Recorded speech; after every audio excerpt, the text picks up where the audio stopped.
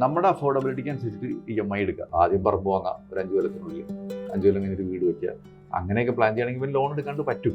ഒരു കടം നമ്മളേലുണ്ട്, ആ കടം നമ്മൾ അടച്ചു തീർക്കാൻ വേണ്ടി മറ്റൊരു കടം എടുക്കുക എന്ന് പറയുന്നത് ഒട്ടും പ്രാവർത്തികമല്ല. അത് കാരണം വെച്ചാൽ ഇനി 2 കടം കിട്ടും.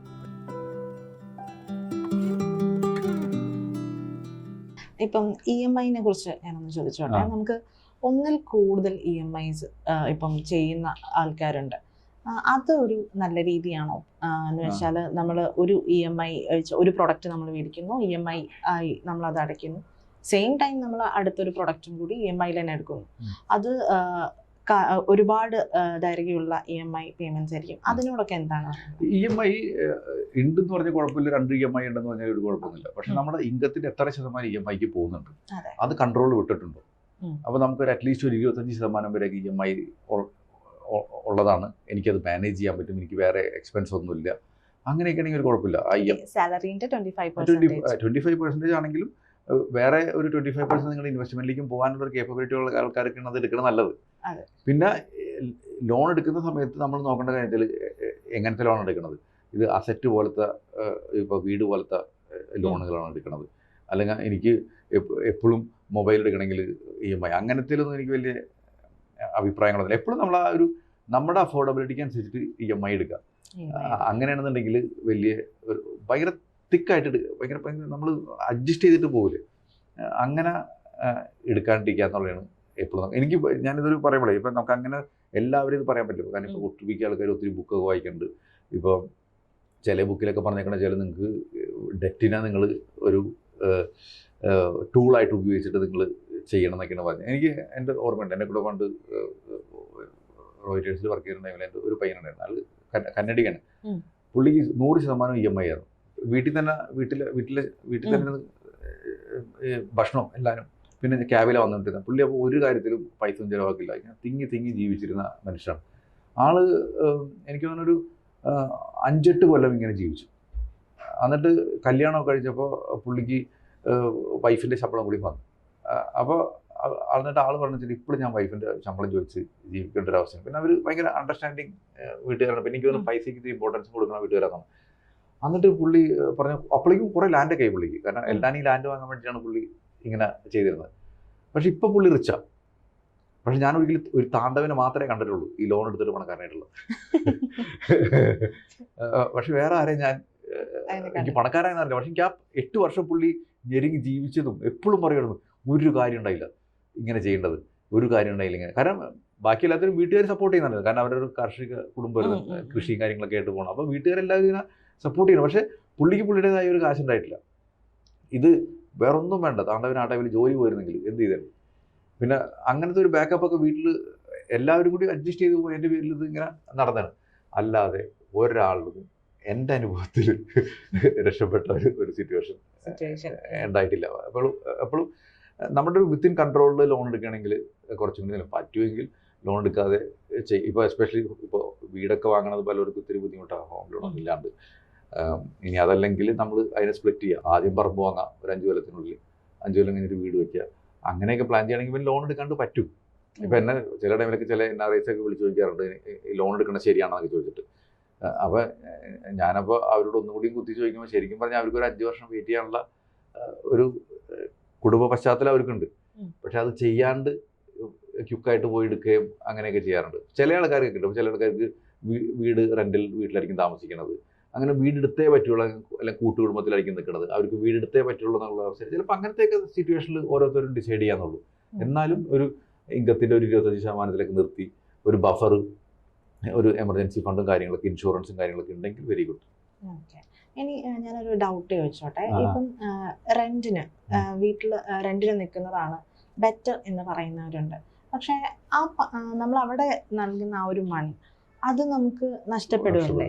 അപ്പം അങ്ങനെ പറയുന്നതിനോട് എന്താണ്? റെന്റ് എടുത്ത് താമസിക്കുന്നത് വാലിഡ് ക്വസ്റ്റ്യൻ. ഓക്കെ, ഇപ്പോൾ പലപ്പോഴും നമ്മുടെ ഒരു കാര്യം വെച്ചാൽ എനിക്ക് ആ ഒരു കമ്മിറ്റ്മെന്റ് ഇപ്പോഴത്തെ അവസ്ഥയിൽ റെന്റ് ശരിക്കും പറഞ്ഞാൽ EMI അടയ്ക്കണേക്കാളും പകുതി താഴേക്ക് നമുക്ക് റെന്റിന് കിട്ടുന്നുണ്ട്. അപ്പോൾ അങ്ങനത്തെ സാഹചര്യത്തിൽ റെന്റ് എടുത്താൽ നമുക്ക് ഒരു ഉറപ്പില്ല, ലൊക്കേഷൻ എവിടെയെന്ന് ഉറപ്പില്ല, നമുക്ക് ഇവൻ ജോലി നമുക്ക് പെട്ടെന്ന് പ്രൊമോഷൻ കിട്ടി വേറെ സ്ഥലത്തേക്ക് പോകും. അങ്ങനത്തെ ഒരു സിറ്റുവേഷൻ ആണെങ്കിൽ റെന്റിൽ തന്നെ താമസിക്കുന്നത് നല്ലത്. ഇനി അതല്ല നമ്മൾ ഒരു തീരുമാനമായി ഇവിടെ തന്നെയാണ്.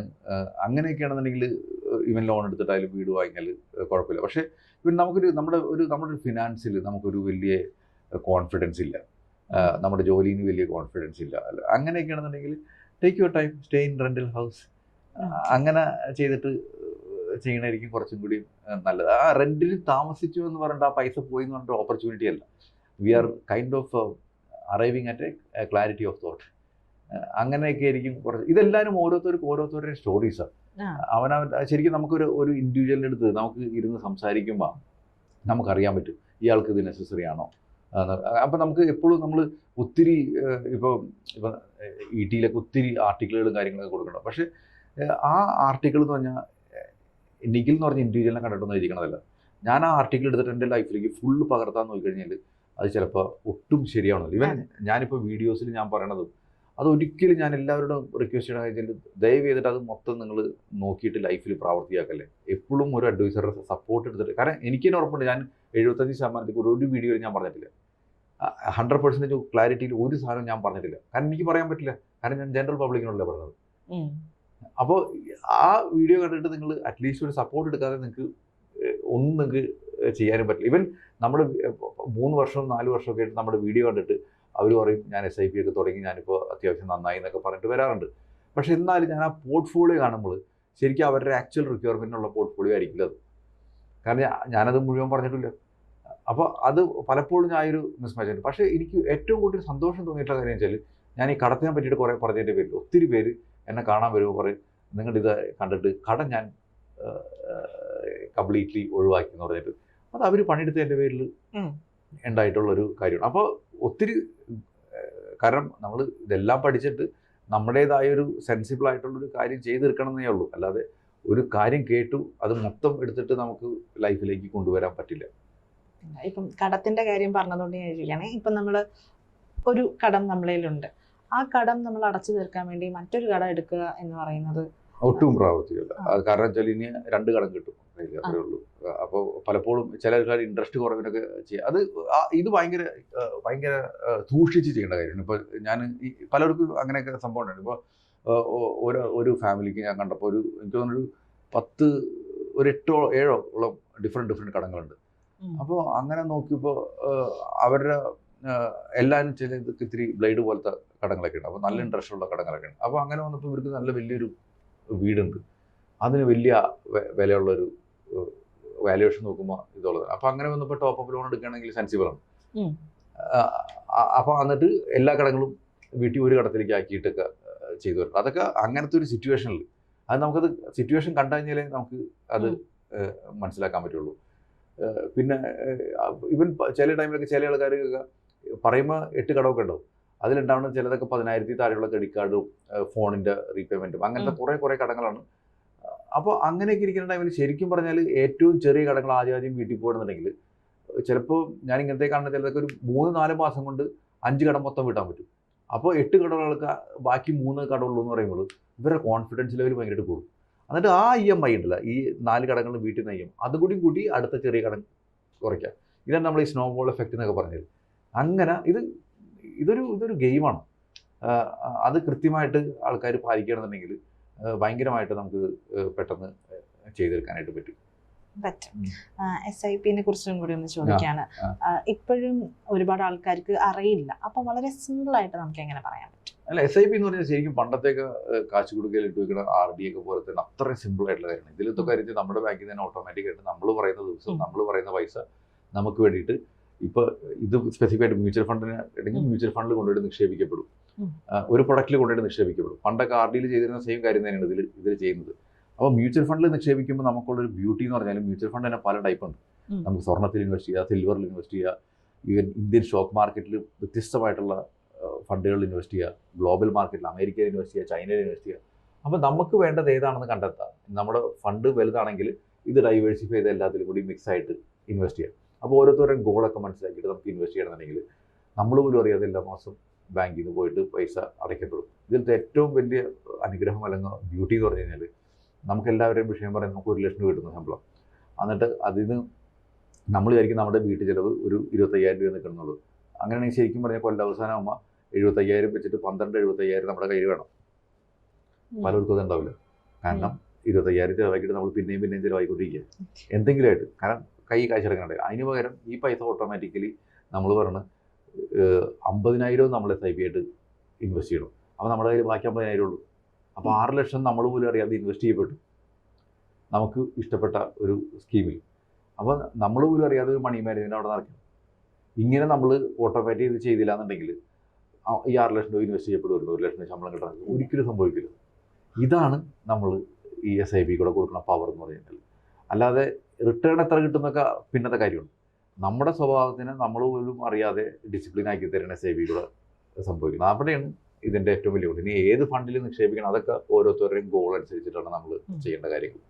അതെ, ഈ ഗോൾ എന്ന് പറയുന്നത് നമുക്ക് വളരെ പ്രധാനപ്പെട്ട ഒരു കാര്യമാണ്. കാരണം ഇപ്പോൾ ഒരു ലക്ഷ്യമില്ല എങ്കിൽ നമുക്ക് ഇൻവെസ്റ്റ്മെന്റ് ചെയ്യാൻ പോലും അല്ലെങ്കിൽ നമുക്ക് സേവിങ്സിനോട് പോലും താല്പര്യം ഉണ്ടാവില്ല. ഇപ്പോൾ ഒരു വ്യക്തിയിലൊരു ഗോൾ ഉണ്ടാക്കിയെടുക്കുക എന്ന് പറയുന്നത് എങ്ങനെയായിരിക്കും, അല്ലെങ്കിൽ ആ ഒരു പ്രോസസ്സിനോട് എന്താണ് പറയാനുള്ളത്? അത് ശരിക്കും ആദ്യം പറഞ്ഞില്ലേ, ഫസ്റ്റത്തെ കാര്യം എന്ന് പറഞ്ഞാൽ അവനവന് തോന്നണം എനിക്ക് ഒന്ന് സാമ്പത്തികമായിട്ട് കുറച്ചും കൂടി. എനിക്ക് പലപ്പോഴും ഉള്ള ആഗ്രഹം എന്ന് പറഞ്ഞാൽ നമ്മൾ ഈ വീഡിയോ കണ്ടിട്ട് എനിക്ക് ആൾക്കാർ ഓഫീസിൽ കോൺടാക്ട് ചെയ്യണത്. അപ്പോൾ പകുതി അവർ നന്നാവാൻ തീരുമാനിച്ചു കഴിഞ്ഞു. അപ്പോൾ ഞങ്ങൾക്ക് വലിയ ഒരു എന്താ പറയുക, അങ്ങോട്ട് നിർബന്ധിക്കേണ്ട കാര്യമൊന്നുമില്ല. കാരണം ഇയാൾ റെഡിയാണ് ഒരു പരിധി വരെ. ഇനി പല ആൾക്കാരും ഇങ്ങനെ റെഡി ആവാത്തവർ പലതും ചോദിച്ചുകൊണ്ട് അവർ നമ്മളുടെ അടുത്ത് ക്ലൈൻറ്റ് ആവത്തില്ല. അവർ വെറുതെ ഇൻഫോർമേഷൻ എടുക്കാൻ വേണ്ടി വന്നത്, അത് വളരെ കുറച്ചുള്ളൂ. പക്ഷെ ബാക്കി എല്ലാവരുടെയും കാര്യം വെച്ചാൽ ഇവർ ആഗ്രഹത്തോടെ വരുന്നത്. അപ്പോൾ അവരെ നമുക്ക് ശരിക്കും പറഞ്ഞാൽ പഠിപ്പിക്കേണ്ട കാര്യമില്ല. അവർക്ക് നമുക്ക് എങ്ങനെ ഗോൾ സെറ്റ് ചെയ്യണമെന്ന് മാത്രം പഠിപ്പിച്ചു കൊടുത്താൽ മതി. അപ്പോൾ നമുക്ക് കൃത്യമായിട്ട് ചോദിക്കും എന്താണ് നിങ്ങളുടെ റെസ്പോൺസിബിലിറ്റീസ്, എന്താണ് നിങ്ങളുടെ ഡ്രീംസ്. എന്നിട്ട് നമ്മൾ ഒരു വിഷനെ ഡ്രീം ആക്കൂലേ, ഒരു ടൈം ലൈനൊക്കെ വെച്ചിട്ട് ഇതാക്കിയിട്ട് ഞങ്ങൾ തീരുമാനിക്കും ഇത്രയും ഇതിന് വേണ്ടിയിട്ട് എത്ര രൂപ മാസം ഇൻവെസ്റ്റ് ചെയ്യാൻ പറ്റും, അല്ലെങ്കിൽ ബൾക്കായിട്ട് ഇൻവെസ്റ്റ് ചെയ്യാൻ പറ്റും. Then we are get on to the discipline investment. അത് ഭയങ്കര ഈസിയാണ് ശരിക്കും പറഞ്ഞാൽ. ഇപ്പം ഒരാളെന്നാലും യാതൊരു താല്പര്യമില്ലാത്ത ഒരാളെ നമ്മൾ നിർബന്ധിച്ച് ചെയ്യിപ്പിക്കണം. ഇപ്പോൾ സാധാരണ ഒരു മ്യൂച്വൽ ഫണ്ടോ അല്ലെങ്കിൽ ഒരു ഫിനാൻഷ്യൽ ഇൻഡസ്ട്രിയിലാണ് നടക്കുന്നത്. ഒരാളെ സോപ്പിട്ട് പിടിച്ച് നമ്മൾ വിട്ടുകൊണ്ടിരിക്കണം. അതല്ല ശരിക്കും പറഞ്ഞാൽ it's A forced investment, it's A selling.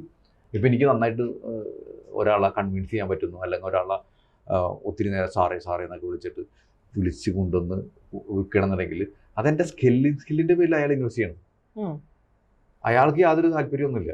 പിന്നെ ഇയാൾക്ക് ഇങ്ങനെ കേൾക്കുമ്പോൾ ഇയാൾക്ക് ഇൻവെസ്റ്റ് ചെയ്യാൻ ഒരു തോന്നലിൻ്റെ പേരിൽ ഇൻവെസ്റ്റ് ചെയ്യും. ചിലവർ പണ്ടൊക്കെ പ്രഷറിൻ്റെ പേരിലാണ് ആൾക്കാർ ഇൻവെസ്റ്റ് ചെയ്തിരുന്നത്. അതിന് പകരം ഇയാൾ തന്നെ ബില്ലിംഗ് ആയിട്ട് വരികയാണ്. അപ്പം നമുക്ക് ഈസിയാണ്. അപ്പം നമുക്ക് ഇയാൾക്ക് നല്ലത് പറഞ്ഞു കൊടുക്കാൻ പറ്റും, എന്താണ് നല്ലതെന്നുള്ളത്. അല്ലെങ്കിൽ മറ്റയാളോട് പറയണം നിങ്ങളുടെ ഗോൾ എന്താണ്, നിർബന്ധിച്ചിരിക്കാനോട് നിങ്ങളുടെ ഗോൾ എന്താണ്, എനിക്ക് താല്പര്യമില്ല എന്നല്ല അവർ പറയുള്ളൂ. അയാളുടെ ആത്മാർത്ഥമായിട്ടുള്ളൊരു ഗോളി നമുക്ക് മനസ്സിലാക്കാൻ പറ്റും. പക്ഷേ ഇദ്ദേഹത്തിന് താല്പര്യമുള്ള ടൈമിലാണെങ്കിൽ ഇയാൾ പറയും എൻ്റെ റെസ്പോൺസിബിലിറ്റീസ് എടുക്കണം, എൻ്റെ റിട്ടയർമെൻറ്റ് ഇന്ന് എടുക്കണം, അതെങ്ങനെ നിങ്ങൾക്ക് സാധിച്ചു തരാൻ പറ്റും, ഇത് ചെയ്യണം നിങ്ങൾക്ക് എത്ര ഇടാൻ പറ്റും, ഇതെങ്ങനെ, അത് ഞങ്ങൾക്ക് ഈസി ആയിട്ട് ചോദിക്കാൻ പറ്റും. അല്ലാത്ത ആൾക്കാരുടെ അടുത്ത് നമുക്ക് ആരെങ്കിലും പറ്റുമോ ഇത് ചെയ്യാനായിട്ട്. ബാക്കി ഏത് സ്ഥലത്തും പ്രൊഡക്റ്റ് സെല് ചെയ്യുന്ന ആൾക്കാരുടെ അടുത്ത് ഗോൾ വെച്ചിട്ട് നമുക്ക് ഒരാളെ വെക്കാൻ പറ്റില്ല. കാരണം ഞാൻ എങ്ങനെയെങ്കിലും ഇയാളെ പിടിച്ചിട്ട് ചെയ്തിട്ട് ഇൻവെസ്റ്റ് ചെയ്യിപ്പിക്കണം. ആ ഒരു ചേഞ്ച് ഞങ്ങളെ സംബന്ധിച്ച് ഭയങ്കര ഒരു ബ്ലെസ്സിങ് ആണ്, ഈസിയുമാണ് ചെയ്യാനായിട്ട്. ആ ഒരു ഡിസ്കഷനിലേക്ക് എത്തിക്കഴിഞ്ഞാൽ നമുക്ക് പലപ്പോഴും ചിലപ്പോൾ നമ്മൾ ഗോളൊക്കെ കാൽക്കുലേറ്റ് ചെയ്ത് കഴിയുമ്പോൾ ചിലപ്പോൾ ഇയാൾക്ക് വേണ്ടത് ഒരു 2 ലക്ഷം രൂപയ്ക്ക് ഇൻവെസ്റ്റ് ചെയ്യാനായിട്ട്. ചിലപ്പോൾ ഇപ്പോഴത്തെ ഒരു സാഹചര്യം അനുസരിച്ച് നമുക്കൊരു 50,000 രൂപ ഇൻവെസ്റ്റ് ചെയ്യാൻ പറ്റത്തുള്ളൂ. അപ്പോൾ ലെറ്റ് സ്റ്റാർട്ട് വിത്ത് 50,000. അത് കഴിയുമ്പോൾ ഇയാൾക്ക് മനസ്സിലാവും എൻ്റെ റിക്വയർമെൻറ്റ് 2 ലക്ഷമാണ്, 1.5 ലക്ഷം രൂപയുടെ ഗ്യാപ്പ് ഉണ്ട്, ഇത് ചെയ്യാനായിട്ട് എനിക്ക് എന്ത് ചെയ്യാൻ പറ്റും. ദെൻ നമ്മളൊന്നും ചെയ്യണ്ട, അദ്ദേഹത്തിൻ്റെ സ്പൗസും കൂടി ചെയ്തോളൂ. ഒരു ടീം വർക്കാണ് അവിടെ നടക്കുന്നത്. ഓക്കെ, അപ്പം ഞാൻ അവസാനമായിട്ടൊരു ചോദ്യം കൂടി ചോദിച്ചിട്ട് നിർത്തുകയാണ്. ഇപ്പം നമ്മുടെ യങ്സ്റ്റേഴ്സിന് തന്നെ അവർക്ക് കൊടുക്കാനുള്ള ഒരു മെസ്സേജ് എന്തായിരിക്കും? കാരണം ഒരുപാട് ആളുകൾ ഇന്നും ഇൻവെസ്റ്റ്മെന്റിലേക്ക് എത്തിയിട്ടില്ല. അവരിപ്പോഴും ഒരു ചെലവ് നടത്തി പോവുക എന്നുള്ളൊരു തീരുമാനത്തിൽ തന്നെയാണ്. അപ്പം അവർക്കൊക്കെ കൊടുക്കാനുള്ളൊരു മെസ്സേജ് എന്തായിരിക്കും? എനിക്ക് ഇത് മെസ്സേജ് കൊടുക്കുക എന്ന് പറഞ്ഞാൽ ഇത് ഭയങ്കര ഒരു ട്രിക്കി ആയിട്ടുള്ളൊരു കാര്യമാണ്. അതിൽ ആദ്യം ഉള്ള കാര്യം വെച്ചാൽ അവനാണ്ട് ലൈഫ് വൃത്തിയായിട്ട് എൻജോയ് ചെയ്യുക. Be happy with your life. അതിൽ യാതൊരുവിധ സങ്കടങ്ങളോ ഒന്നും പാടില്ല. ഈ സങ്കടമുള്ളപ്പോൾ നമ്മൾ ഒരു സന്തോഷമുള്ളപ്പോൾ നമ്മൾ തീരുമാനിക്കണം എനിക്ക് ഈ സന്തോഷം എന്നേക്കും നിലനിൽക്കണം. അതിന് വേണ്ടിയിട്ട് നാളെ ഇരുന്ന് കരയാൻ ഒരു സിറ്റുവേഷൻ നമ്മൾ വരാൻ പാടില്ല. നാളെ ഒരു റിഗ്രറ്റ് ഉണ്ടാവാൻ പാടില്ല. ഇനി അപ്പോൾ അതനുസരിച്ച് കഴിഞ്ഞാൽ നമ്മളിപ്പോൾ ചിലവൊക്കെ ചെയ്യുന്ന ടൈമിൽ ഓവർ സ്പെൻഡ് ചെയ്ത് കഴിഞ്ഞാൽ നാളെ റിഗ്രറ്റ് ചെയ്യേണ്ടി വരും. ഉം. ഇനി നാളെ നമുക്ക് എന്തെങ്കിലും ഒരു ആവശ്യങ്ങൾ വന്നു കഴിഞ്ഞാൽ ഇന്ന് ഓവർ സ്പെൻഡ് ചെയ്തതിൻ്റെ പേരിൽ ആ ആവശ്യം ഫുൾഫിൽ ചെയ്യാൻ പറ്റാത്തൊരവസ്ഥ നമുക്ക് വരരുത്. ഇപ്പം ഇങ്ങനത്തെ ഒരു റിയാലിറ്റി നമ്മൾ മനസ്സിലാക്കിയിട്ട് നമ്മൾ നമ്മുടെ സ്പെൻഡിങ്ങിനെയും നമ്മുടെ ജീവിത ശൈലിനെയൊക്കെ ഒന്ന് കണ്ടു കഴിഞ്ഞാൽ you definitely enjoy your life. At the same time you won't have any regret, you won't have any problem to face the world. I think that's അപ്പോൾ money is not everything, but money has its own importance. ആ ഒരു ആംഗിളിൽ നമുക്ക് ലൈഫിനെ കണ്ടു കഴിഞ്ഞാൽ life enjoy ചെയ്യാൻ പറ്റുമെന്നാണ് എനിക്ക് തോന്നുന്നത്. Okay, thank you so much ഇത്രയും നേരം സന്തോഷം. Thanks for inviting me.